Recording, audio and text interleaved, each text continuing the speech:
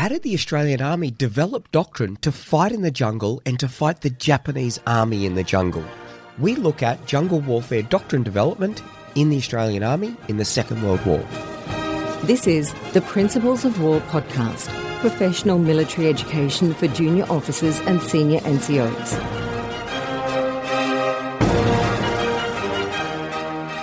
Ladies and gentlemen, welcome to episode 119 of the Principles of War podcast, Learning to Learn Jungle Warfare in the Second World War. The first series we ever did on this podcast was our Malaya series. It's well worth a listen. I provocatively introduced it as the most manoeuvrous campaign that the Australian Army had ever fought. Tragically, it was the Japanese that were being manoeuvrist. It created a turbulent and rapidly deteriorating condition with which the Allies in Malaya and Singapore could not cope.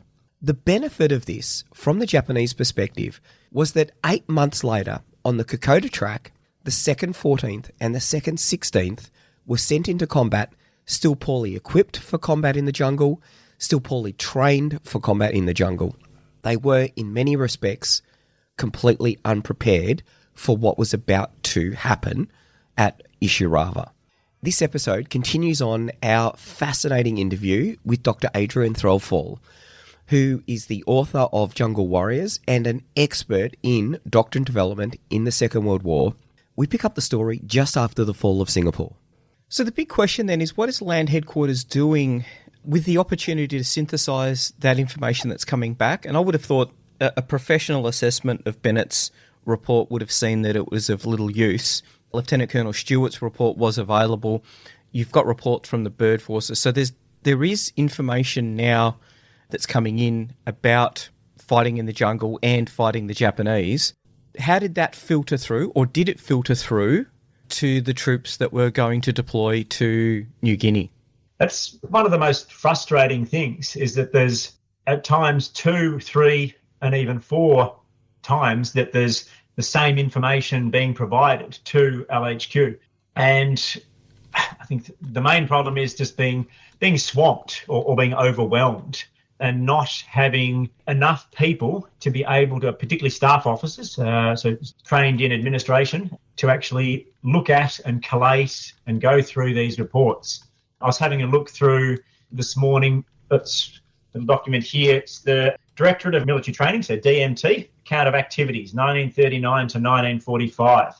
And in the preface, one of the things that it says is that it's almost a shamefaced admission, is that before May 1943, no war diary was kept for the Directorate of Military Training. So it's impossible to accurately work out what that organisation is doing. It had the officers who wrote this document up in late 45, early 46, admit that and say that they're understaffed. I mean, that's I guess one of the main problems is that we're creating the second AIF to head off to the Middle East, and all the best, most competent officers are being sent over there. And by the time you get to late 41, early 42, there's just not enough officers around to do this. I mean, the Director of Military Training, I think, has a major, and at one stage it's him and a captain to do the admin. There's 2 people. You can't be collating any reports that are coming in. But of the reports that are coming in, yeah, as I said, the frustrating thing is that in Malaya, from February 41 onwards, on the bird forces as well, and then even Kanga Force, so up in around town of Wau, in the gold mining area in New Guinea, in early 42. All of the units are sending reports back, and they're saying similar things about, we need camouflage uniforms, we need automatic weapons. How are you going to improve communications in the jungle? So the reports are saying the same thing over and over again. And 6th Div, when they get those 2 brigades of the 6th Division, because obviously the 19th Brigade is sent all the way back to Australia and basically helps to defend Darwin and the north. 16 and 17 brigades get sent to Ceylon. I guess that's kind of the trade-off for between Winston Churchill and Curtin and Roosevelt, is that thankfully they don't get diverted to Burma. I mean, sadly, some units of 7 Div do get sent to Java and fight for a week or so and then get captured, sadly and disastrously. that 16 and 17 Brigade are sent to Ceylon, and they spend 4 months there. Obviously, they're there to prepare for an invasion, because from April 42, the Japanese attack Trincomalee Harbour and attack Colombo, their task force. They sink the Hermes, the British aircraft carrier, in April, sink the Vampire, one of our Australian destroyers, also as an escort. So the fear is that there's going to be an amphibious invasion of Ceylon, of Sri Lanka. So 16 and 17 brigades are going to be the core infantry component, really. There are some British and Indian forces there, but 16 and 17 brigade are combat experienced. But after a little while, the realisation is that the Japanese are probably not going to invade, and even if they are, we need to train. And so the brigades set up a version of what they'd seen in the Middle East. So many Australian officers had the opportunity to go and train at the Middle East Training Centre in the Middle East, and that it's basically a small version of a staff and command college. So company commanders and battalion commanders had gone off and done training courses for 6 to 8 weeks, which they really, for many of them, some of their only professional learning. They'd not really managed to do that if they'd been in, say, in the CMF in the interwar years. So when 16 and 17 brigades get to Ceylon, they set up their own training centre.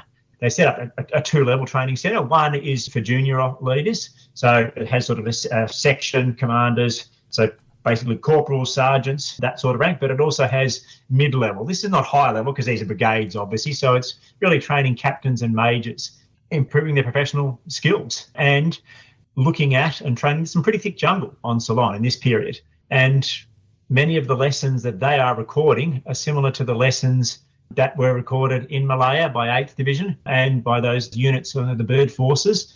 Again, we need more automatic weapons. Higher war establishment of our units needs to change to include more firearms. That you can't use Bren gun carriers, that they're useless in the jungle. Every time they use them, they get ambushed and get wiped out in their exercises. And these reports are coming back to Australia. So it's this frustration, I guess, that so many reports are saying exactly the same thing because the soldiers are not dumb and their officers are not dumb. They're experimenting and learning. They've got 6, 8, 10, 12, sometimes 16 weeks to experience the jungle and making suggestions, and they're getting sent back. And my reading of it is it's just too overwhelming. There are not enough staff back home in Australia able to look at all the unit war diaries and the appendices. And I mean, unit war diaries back in these periods, some of them they're sort of all between 50 and 150 pages long. So if you've got, I mean, as I said, that's only 2 brigades that are in Ceylon for that 4 months, sort of March to July 42. So that's 6 battalions and 2 brigade headquarters. So there you've got 8 war diaries coming back. Each of those, as I've just said, between 50 and 150 pages for each month. And there's a lot of suggestions in there that I've read all those, and they are remarkably consistent in what they are saying, that what needs to be done. For me, one of the most telling notations I saw was a copy of a brigade war diary, and in the margins, the suggestion there was that we need more automatic weapons, particularly at the company level. Thompson submachine guns, I guess, was the only option at that stage. Sten guns aren't coming out here. The Owen or the Austin haven't been developed by this stage. So can we get more Thompson submachine guns? In the margins, it says GOC AIF Ceylon does not concur, ! I find that, at the very least, curious. Some people would use harsher language than that. I mean, I know supplying... Soldiers always want more than they can have, always want the best and the most, and never feel that they have got enough of everything that they need. But I just find that interesting that, I mean, I hope that general, you can look him up, I won't name him, I hope he went out and talked to units before writing that notation in the margin. That to me is a reflection of an inability to trust your subordinates, trust that they are not being frivolous in their suggestions, that they have trained for weeks and by this time months, and they feel this will make the difference or make a difference tactically when they are fighting against the enemy in this changed environment, where, as I said, the contact's happening at that 3, 5, 7, 10 metres range. Yeah, so as I said, there's opportunities missed reports coming in from multiple locations across the period, I would argue, from February 41 through till July 42. So that's almost 18 months of reports of both training and operations coming back into LHQ and to the Directorate of Military Training. And I see that when 7 Div is deployed to New Guinea, nothing has changed. Virtually nothing. If you showed anybody a photo of an Australian infantryman preparing to fight at Bardia, except for those really long greatcoats, if you had a photo of him and compared it to a photo of an Australian infantryman about to go up the track in August 42, you would not be able to tell the difference, and neither would anybody else. And I find that quite astounding, because it's 18 months. That should be enough time as far as I'm concerned. Well, I think the really interesting thing that sort of comes out of all of that, because the information is there, it's just not being acted upon. And it really points to the ability of the Japanese and the principle of war of offensive action: seize, retain, and exploit the initiative. So the maneuverist approach seeks to shatter the enemy's cohesion through a series of actions coordinated to a single purpose, which creates a turbulent and rapidly deteriorating situation with which the enemy cannot cope. That's us. We're in a turbulent Malaya situation and we can't cope with it. Yep. That's Malaya, and it's the start of it's each of those bird forces, obviously, and it's the start of the Kokoda campaign. It's the start of Milne Bay. Yeah, exactly. But the response would have been better if some of those suggestions had been acted upon. They still would have been put on the back foot. The ferocity with which the Japanese fought, their willingness to suffer casualties and keep fighting. You read reports about the Australians and British and Indian talking about how inhumane they are, how inhuman and how vicious and brutal and so forth. Yeah, and you're right. It's basically keeping the Allies on the back foot, and there's no time to think, no time to regroup, because you're constantly being surrounded, you're being harried from the air. I mean, they have air superiority, obviously, in the Malayan campaign. After Force Z is sunk, there's not going to be any naval gunfire support. So, yeah, constantly on the back foot. But, yeah, as I said, maybe we can't criticise earlier, although I have done to an extent, but by August 42, when, as I said, 6 and elements of 7 Division are being sent up to New Guinea, there have been opportunities by then to make changes. And it is happening at the unit level. In my book, and I looked at a commander of an infantry battalion going and having a drink, taking a bottle of whiskey to a local field regiment, commanding officer of a field regiment, so lieutenant colonel to lieutenant colonel. And he just learnt, the infantry battalion commander had just learnt that field regiment had been issued with 42 Thompson submachine guns. They had to return 42 of their 303s, had to keep the level at the same, obviously. And they'd had a nice convivial meeting. And as that field regiment was not being deployed at this time, the battalion commander said, look, you're not going to need those Thompson submachine guns for the foreseeable future. Can I give you this bottle of whiskey and 42 303s? You give me those 42 Thompson submachine guns. I'm going to New Guinea next week with my men. Our training has suggested that we need more automatic weapons. And they did a deal and took that up there. That shouldn't be happening at that level, that sort of unofficial side deals. And that sort of thing. I mean, another unit I know, I think it's second or second third, it's one of the New South Wales battalions of 16 Brigade. One of their men goes and watches, before they deploy, he goes and watches the Damien Parra Kokoda Frontline documentary. It's screening before the flicks, before the movies. So this is September 42. So one of the things that he's talked about there is about camouflage and change of uniforms. He goes out to a draper's. This is a corporal, and he buys up containers of dye, takes them back to his unit and gives it to his platoon commander and says, can we dye our uniforms? And they dye their uniforms. This is just extraordinary, this sort of unofficial changes that are happening, or informal adaptations that are happening. Another unit goes and buys wirelesses. They use the battalion mess funds to go and buy better wirelesses when they're back in Sydney. So they've served over in the Middle East. They've realised their wireless communication hasn't been good enough over there. So they go out and they go to an AWA shop and buy some commercially available wirelesses and take them with them. Yeah, this extraordinary sort of interchange of of suggestions and ideas, an informal interchange of suggestions and ideas, because the formal chain of passage of information has broken down, or it's too slow to meet the needs of units that are about to be deployed. Even rations. Australian units in June and July, training in northern New South Wales and southern Queensland, they make the suggestion that we should be taking rice. It gives longer sustained release, the localised glycemic index. Things like bully beef and biscuits are heavy and don't provide the nutrition that we need. Can we replace or supply it with some rice? Bags of dried rice, easy to supply, we've got enough of it. That suggestion is no, we're not having rice. You're not taking rice.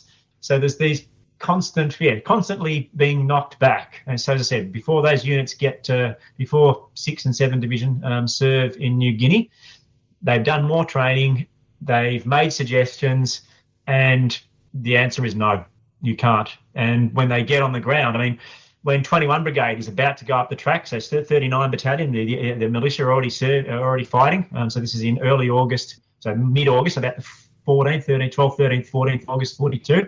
Brigade commander, so Potts, says he wants each of the 3 battalions, so for 21 Brigade, obviously 2nd 14th Victorians, 2nd 16th Western Australians, 2nd 27th South Australians, he wants each of those battalions to send to brigade headquarters a man kitted out in the uniform and carrying the weapons and equipment that they believe are going to be best for marching over the track. Once each of these individual soldiers is sent up there to BHQ, so in this case, Brigade HQ, officers obviously have a look and have a think and tinker with and move around these sort of live mannequins, I guess, these soldiers. And the decision is eventually made that, what 2nd 16th Battalion has come up with is going to be the best. And a report orders are sent out to each of the 3 battalions to prepare in this manner. To an extent that happens, to an extent it doesn't. Even as they're going up the track, changes are happening. 2nd 14th goes over first. By the time you get to 2nd 27th, some other changes are being made. For many of the Australians, one of the main problems is that many of their support weapons are left behind. It's decided that both Vickers machine guns and 3-inch mortars are too heavy to carry, that you can't see, so there's no observation of fall of shot, so what's the point of having them? And they're too hard to resupply. Can't carry all those mortar rounds up there, or the belts of ammunition. So for those first battalions, they don't carry any of those heavy support weapons. 2-inch mortars are carried, although at reduced establishment, but it's basically Bren guns and 303s and Mills bombs that go up the track. And we know how well that worked out when opposed to the Japanese with their mountain guns and Jukies and heavy and medium machine guns that they use. I think it's a lack. One part of it is a lack of understanding of the weapon systems that you've got. Yes, you're right. A Vickers machine gun, you can adjust fall of shot to 2.5, 3 kilometres. Fantastic.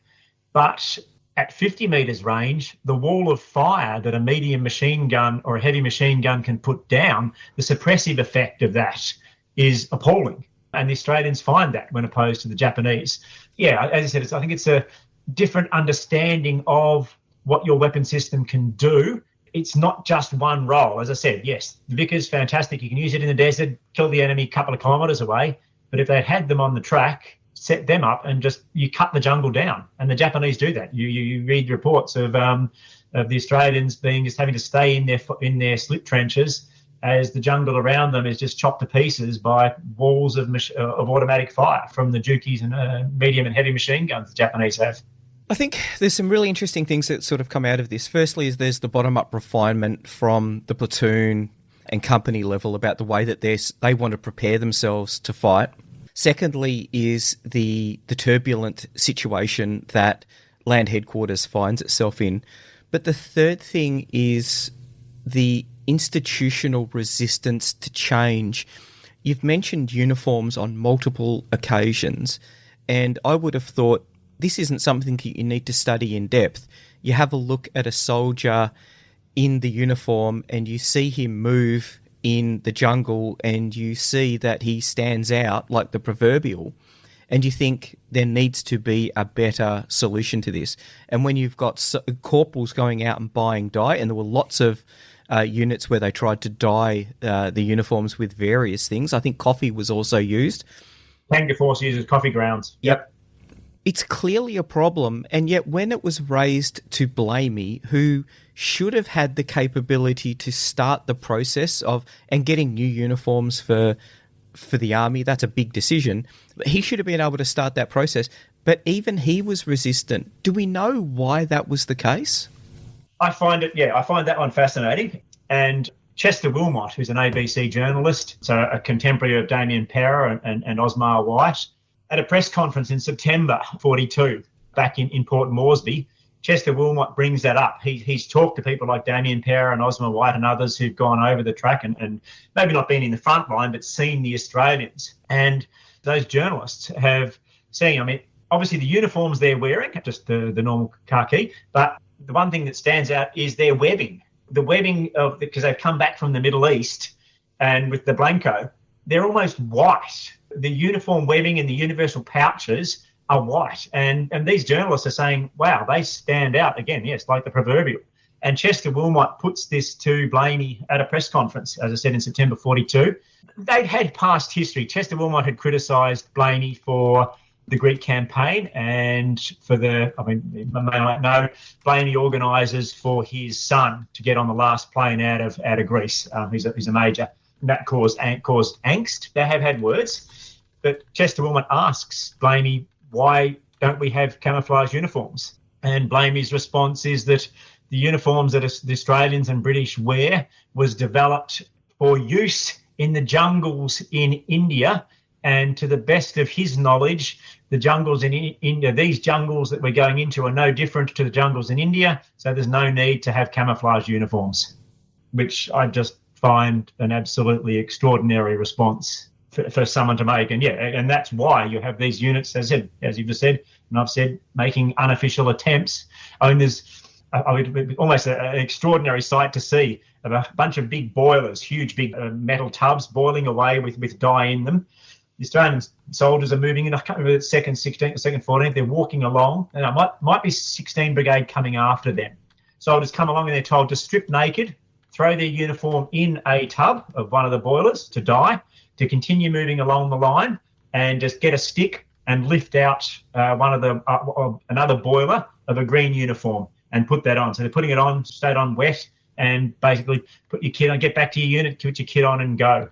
So this is happening at such a late juncture. But it's too late. For 21 Brigade and for the 39th Battalion and the other militia battalions, they're going with the same coloured uniforms that their comrades in the Middle East have continued to serve in. It's a big process to change a whole uniform. Obviously, Army's done that. Australian Army's done that on multiple occasions, OzCam and whatever else. But the process should have started, I would have argued, from February 41, when 22 Brigade in Malaya are sending reports back saying, we need to do something different here. We stand out. You can see us really, really. And you see even black and white photos. You look at black and white photos on the AWM website of Australians in Malaya. You can see Australians pretty clearly in the jungle. Whereas there's those AWM collections, there's photos of Japanese soldiers in Malaya. They've got bloody good camouflage. They've got sticks and twigs in their helmets and their uniforms. You can't see them in the jungle. So, it perplexes me why Blamey was so stubborn. So we've looked quite a bit in the podcast series on the performance of the 53rd and a little bit at the 39th Battalion. What preparation was done for the 2nd 14th and 2nd 16th? So that they're veteran combat troops who have come across, and yet their combat performance wasn't that great. What was their preparation like? What did they know that was different to the militia battalions, and what didn't they know? Yeah, I think one of the main differences is that they have seen combat. That helps, obviously. And they do spend that period they're back in sort of March and April 42, they're back in Australia, and they've got until July 42. So they have about approximately 4 months to train. They put that to good use, but a lot of the time also is the necessity to provide working parties. I mean, they first start training, they get back to their home territories, the home states. So 2nd 27th ends up in the areas around Echunga and in the hills, sort of the hills around Adelaide Hills and the south of Adelaide. Victorians, 2nd 14th ends up in Victoria. 2nd 16th in Western Australia, have their leave and then come back together. They gradually get moved north. They get moved to sort of northern New South Wales, south of the Queensland border, do training there. And that's where, as I said, they make suggestions about uniforms, weapons, getting rid of Bren gun carriers, problems with communications, changing food, issues with support weapons, because they do get the brigade back together and they do a brigade exercise in July. And the outcomes are appalling. The brigade report is damning. It is absolutely scathing. Everything, engineers, everything is criticised, and it needs to be done better, and changes need to be happened. But by June, July, it's 42. It's too late. Extra changes can't be made. But they've had that training period in terrains similar. You can't call it the same because it's not. Northern New South Wales may have some forest, but it's not the Kokoda track. But they've been diverted again. They've worked road-making parties. They've had to work on defences. Everybody, obviously, at this stage between March and July 42 still thinks the Japanese are going to be landing, going to be sending an amphibious force here somewhere. So they have duties on coast watching. So you read their war diaries for this period, and there's regular complaints from battalion commanders about the diversion from training time to dig roads and culverts and ditches and building defences in Queensland, in southern Queensland. So you can't call the preparation ideal, but it is certainly far better than 30 Brigade. So you've mentioned 53rd, 55th, 53rd, 39th, and then 3rd Battalion, so all the CMF battalions. They spend most of their time in Port Moresby in that same period, and they are basically navvies. They're unloading ships and building defences and building roads. Malarial protection isn't good, so all of them get malaria. So they all get bitten by mosquitoes and get malaria. So many of them are sick before they even think about going up the track. In that period, there's more missed opportunities. There were chances to gather information, and to an extent some of them do. I've read a couple of patrol reports in May and June 42 of 39th Battalion who had sent platoons up over the track all the way through to Kokoda village. And come back. So there is reconnaissance taking place. The Kokoda track is a well-used track. There's this myth that it's a far out of the way, deserted, nobody knows about it. Rubbish. It's used as the main north-south route for missionaries, for patrol officers, for Angao officers, for the natives themselves. There is knowledge. There's at the very least a level of institutional knowledge about the track or the trail that really should have been passed on to those units coming along afterwards. But I feel sorry for the militia units. I mean, they're not as young as the myth is. There's some myths as all these 17 and 18-year-olds are almost being shanghaied on the docks in Sydney and thrown on board troop ships and sent up to New Guinea. That's not exactly true. But the lack of training is appalling, and their officers, their commanders, are not fit for purpose. They are the bottom of the barrel. It's a horrible thing to say, but obviously the better officers, the good officers, the fit officers, the stronger officers, the younger officers have joined the AIF. And at this stage, it's the start of a process of bringing officers back. There's some big vociferous complaints from Ken Ether, who's 25 Brigade commander. He argues that his brigade is being drained of its combat experienced officers from the Middle East to be sent out to prop up and become platoon commanders or company commanders in militia units. Again, obviously no commander likes to lose good officers and senior NCOs.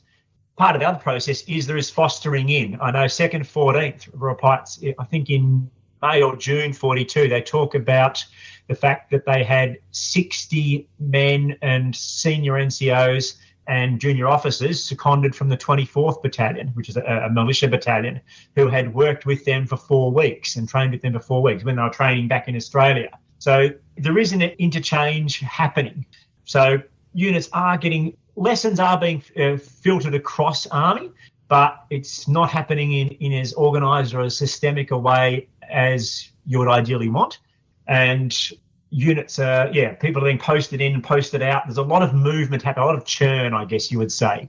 And that's not ideal for units getting ready to prepare to go over there.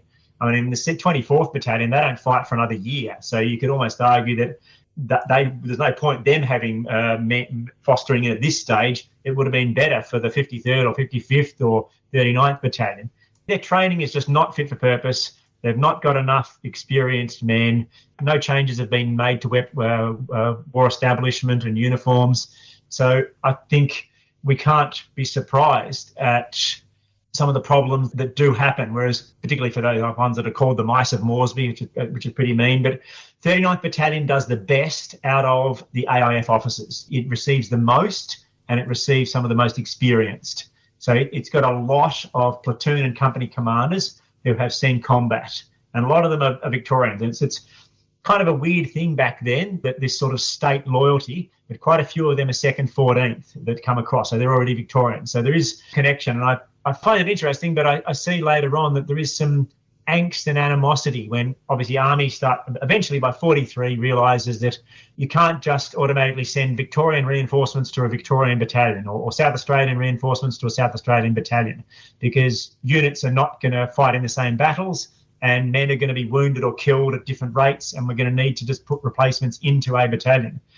There's certainly, I don't know whether the state rivalries were stronger back then, but there's certainly some angst and animosity when men are sent from one state to fill in the gaps in other state battalions, which I find a curious thing. Another fascinating interview with Dr Adrian Threlfall, looking at the issues that the Australian Army had in the Second World War as it was looking to develop doctrine about how to fight in the jungle and how to fight the Japanese. The lessons on how the Australian Army learned to learn will be paramount, I think, if we should ever find ourselves fighting an enemy that we haven't fought before and that there isn't a lot of doctrine about how they will fight.